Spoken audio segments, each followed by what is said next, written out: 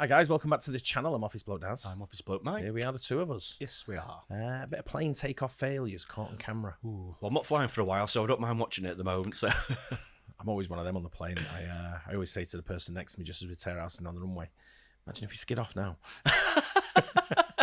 What would you do? Did you feel that? Did you hear that?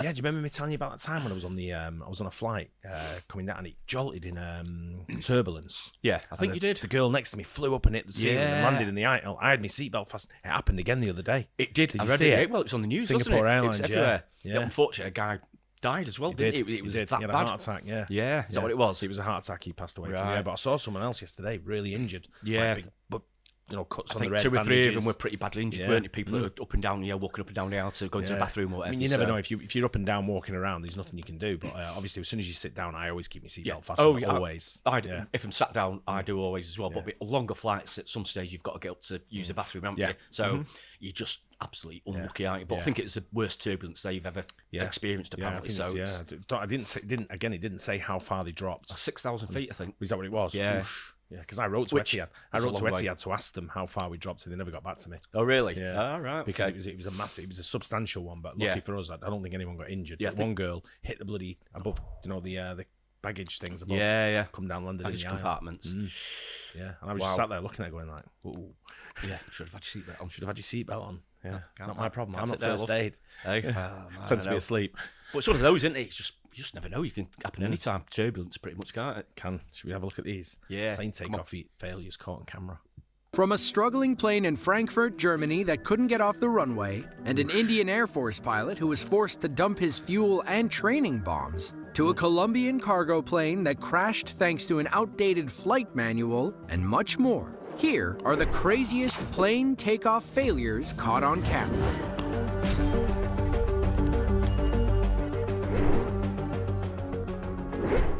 The HMS Queen Elizabeth is the lead aircraft carrier in the English Royal Navy. In November of 2021, the Queen was stationed in the Mediterranean Sea. A pilot prepared for takeoff in a 100 million pound F-35 fighter jet. He hit the gas and aimed for the ramp. Unfortunately, he never got the bird up to speed. Oh dear. What's happened there? I think he ejected there, didn't he? Straight away. There's an old English military saying, lift is a gift, thrust is a must. This poor boy simply had no thrust. Thankfully, he ejected and deployed his parachute before sinking to the bottom of the ocean. Ejector seats are a pilot's last line of defense when their planes malfunction. Just ask this old-school American pilot flying a Grumman A6 Intruder. He had to bail out of his attack plane when something went wrong with the engine.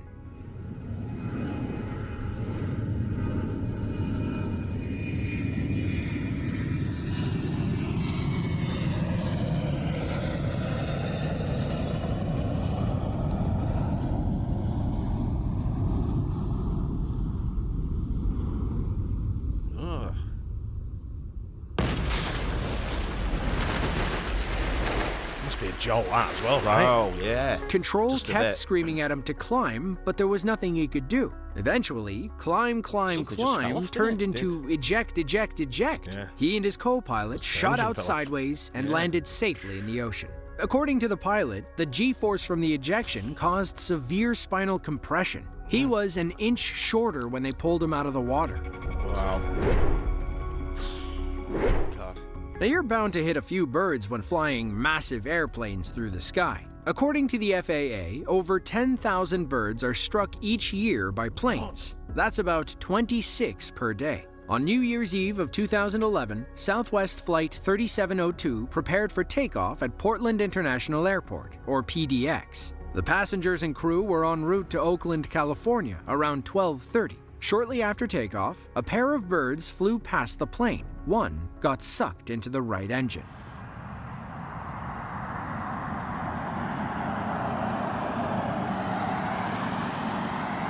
Ooh, see that puff of smoke then? There was no stopping the takeoff process at that point. He had to take the plane up, turn it around, and land safely back at PDX. Thankfully, the plane didn't require any emergency assistance, and it taxied back to the gate.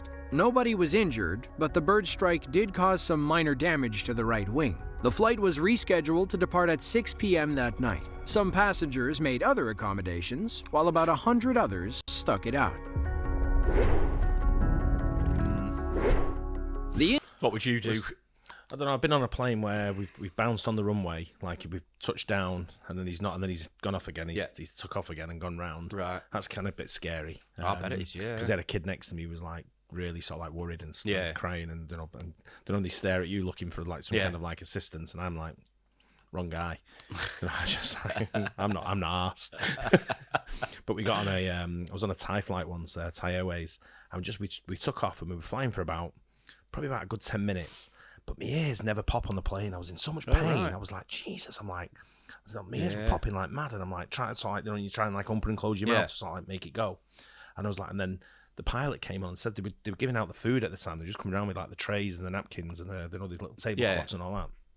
And then across from me was a Thai lady and her husband, and I was sat like in the center seat. And they come around, and the pilot said something in Thai, and the look on the girl's face, I was like, that ain't a good look from what he's just said. I can't speak Thai, but I know what she can. And I'm thinking, she didn't look happy about whatever he's just said. So I turned around, and next thing, they didn't translate to English, she just said it in Thai. Next thing, they started coming around and collecting all the tablecloths he just put out. And I was like, something ain't good here. So I said to the girl, what did he say? She said, we're going back to Bangkok. Yeah. And I went, it's not good, is it? And my head was killing me, pressure in my head. So I guess the cabin pressure wasn't right or something. Oh, right. Because I never found out what it was. I just got off anyway and got on another plane. Yeah. Right. Just if the plane's had a problem, you'd be a bit sceptical about getting back on, wouldn't you? If a plane's you've got to get to where you're going. I don't want to be stuck in Thailand. You know what I mean? It's great. Don't get me wrong. I love the country. It's a great country. But I've got better things to do and other things to get on with. I can't live there for the rest of my life. I know. Maybe look at the next flight, though. If a bird's been sucked into the engine, you think, oh, yeah, you want to get on a different plane. Yeah. I'm not sure about the same flight. A few hours later. Yeah. Indian Air Force is a crucial branch of the Indian Armed Forces. They patrol the skies and defend India during times of armed conflict. The IAF was formed as a part of the English Air Force during World War II. They've been operating on their own since declaring independence from the UK in 1947. On June 28th of 2019, an IAF pilot took off in a Jaguar fighter jet at the Ambala Air Base in northern India. The plane carried 2 extra fuel tanks and a payload of practice bombs. Then, shortly after takeoff, his bomb training turned into an emergency landing scenario. The Jaguar speeds down the runway as it nears takeoff speed. Our pilot lifts off the ground and begins his climb. Then, seconds later, he intersects with a flock of birds, knocking out one of his engines. Knowing he needs to make an emergency landing, the pilot jettisons the fuel tanks and practice bombs. They hit the ground and exploded in the airbase below. Our pilot landed safely on one good engine thanks to the decreased weight. Thankfully, nobody was hurt when he jettisoned the fuel and bombs. One of the tanks did land in a residential area, but nobody was around when it crashed. Lucky escape, are you? December 20th of 2016 is a day Puerto Carreño, Colombia will never forget. Around 5 p.m. local time, Aerosucre Flight 157 took off from the Sherman Olano Airport en route to El Dorado International Airport in Bogota. The cargo plane, a Boeing 727, was loaded with about 20,000 pounds of cargo and 6 crew members. Flying across there. Catastrophe struck during takeoff, and the plane overran the runway. It tore through the airport's perimeter fence and passed over a group of plane spotters on the other side. They watched and recorded as the pilots desperately tried to regain control. Sadly, they were fighting a losing battle. The plane had already lost its number 3 engine, all of its hydraulic systems, and part of the landing gear. They glided over the ground for 2 harrowing minutes. The plane clipped a tree and a sentry box before rolling to the right and crashing into the ground. An investigation uncovered failures at every level. Firstly, the airport was too small for a Boeing 727. Next, the pilots made several preventable errors, beginning with poor takeoff procedures. Finally, they failed to activate a crucial backup system that could have saved them when things fell apart. But the most egregious failure may have been Aerosucre's fault. In a nutshell, they modified the plane to take off at slower speeds. This makes it more fuel efficient and saves money. However, they never updated the flight manual. So, when our pilots readied the plane, they set their takeoff speed to 5 knots faster than necessary. Clearly, 5 knots meant the difference between a safe flight and a tragic crash. Oh, wow. Catalogue of failures there, On isn't October 9th of 2014, a Boeing 757 was preparing for takeoff at Frankfurt International Airport in Germany. A passenger seated near the right engine decided to record as the plane kicked into high gear. They began speeding down the runway when our cameraman witnessed something terrifying.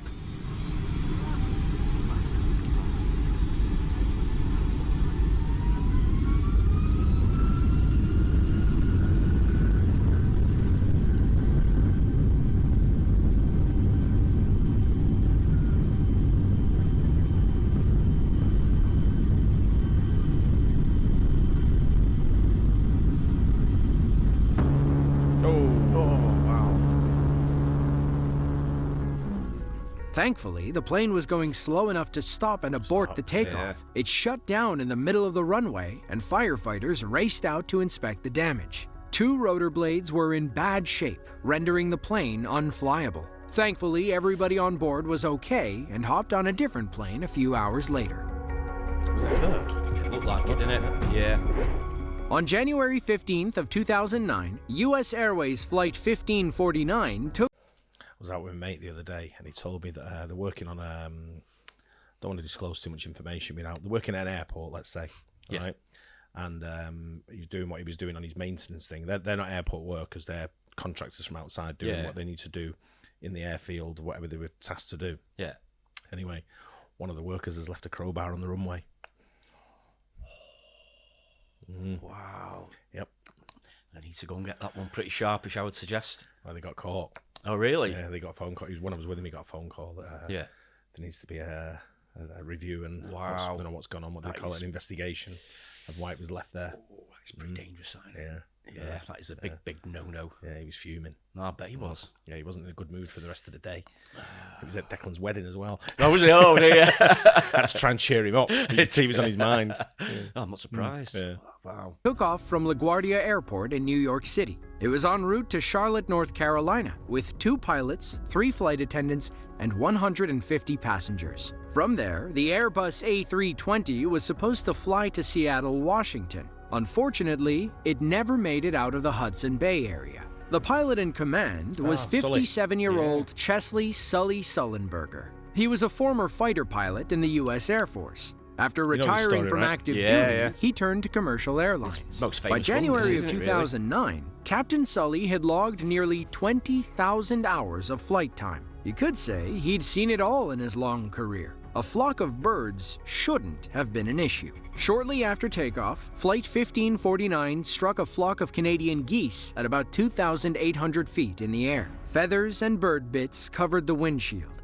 Meanwhile, passengers heard rumbling in the engines. Some even saw flames. The engines stalled and the plane began falling. Sully radioed for help, saying they had lost power in both engines. Air traffic control told him to return to the LaGuardia runway, but that was impossible. Then they suggested New Jersey, but Sully knew he wouldn't make it. The safest option was to put her down in the Hudson River. ATC watched the plane glide about 900 feet over the George Washington Bridge before landing in the Hudson. 2 ferries arrived within minutes and evacuated everyone to safety. It was a miracle the plane didn't break apart and sink on impact. For their heroism, Captain Sully and his crew received the Masters Medal for Outstanding Aviation Achievement. They got a standing ovation at Super Bowl 43 and were inducted into the International Air and Space Hall of Fame. Clint Eastwood's film Sully came out in 2016, with Tom Hanks as the now world-famous pilot. Superb, that. Yeah. Frankfurt Airport is the busiest airport in Germany based on passenger traffic. It's also the busiest airport in Europe regarding cargo. It features 4 runways with 2 passenger terminals. In total, it can serve up to 65 million flyers each year. On July 3rd of 2016, Royal Air Maroc flight AT811 was heading from Frankfurt to Casablanca, Morocco, when the pilot had a little trouble taking off. The plane taxied to the runway and hit the gas. But even as they neared the end of the 13,000-foot tarmac, the pilot still couldn't get her up.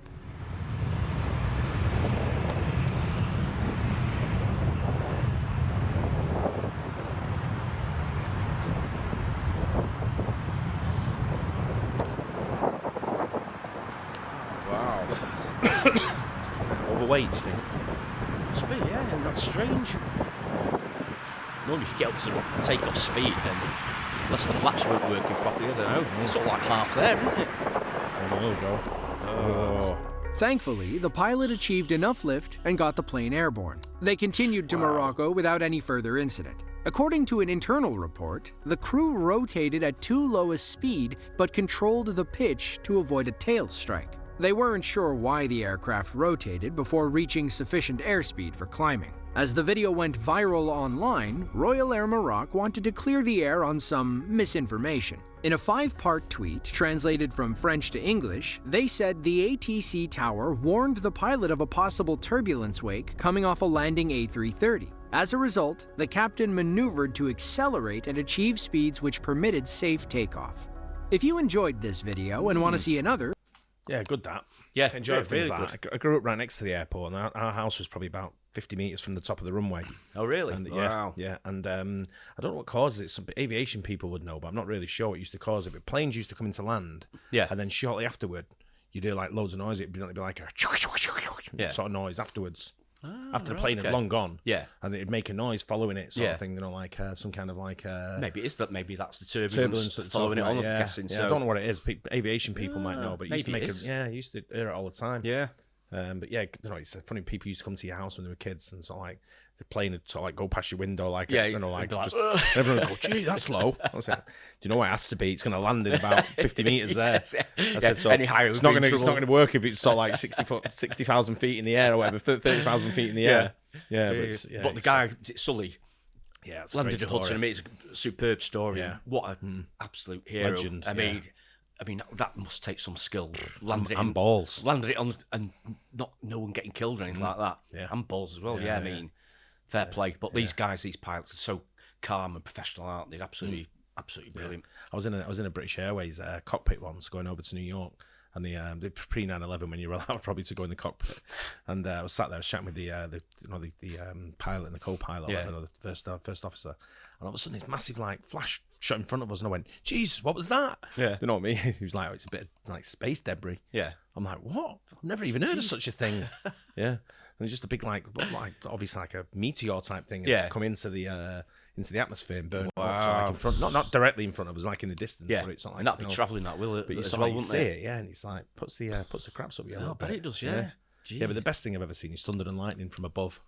Oh, really? Yeah, I can see a thunderstorm down below. I bet that's amazing. Yeah, I was going over, I think I was flying over like India somewhere, Chennai, something like that, and I could look down and I could see a thunderstorm below. That's where you want it. And it looked great when you that's where you want above. it. You don't want to be flying through it, do you? Yeah, mint. I bet it was. There you go. Hope you guys enjoyed that. Don't forget to like and subscribe. We'll see you on the next one. Cheers.